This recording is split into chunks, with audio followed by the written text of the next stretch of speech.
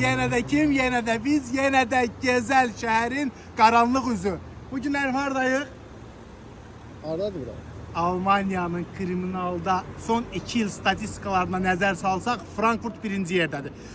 Bugün biz Frankfurtdayıq. Buradan da ki Azərbaycanlı analara, atalara səslənir. Uşağım getdi, ay qızım getdi pozuldu, ay oğlum getdi pozuldu. Nəzarət eləyin uşaqlarınızı, ay analar, ay atalar. Bacam bura göndərmir. Bura göndər. Ay qardaş, düşmüşəm su almağa. Nə görmüşəm?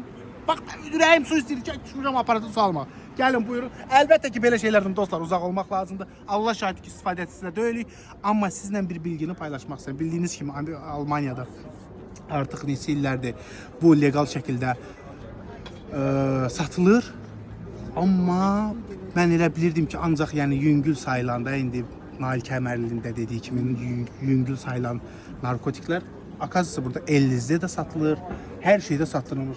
Heç nə lazımdır? 10 euronu, 20 euronu attın, tap düşdü, getdin, zəhərləndin. Mən özünüz nə istəyirsiniz, sizin həyatınıza heç kəs sizdən başqa qarışa bilməz. Lütfen uzaq olun. Amma bizim də konseptimizdə olduğumuz kimi biz şəhərin ancaq və ancaq qara üzünü göstəririk. Vur öldür. Nəyini denəyəsən ma? Mana qarasan. Buyurun.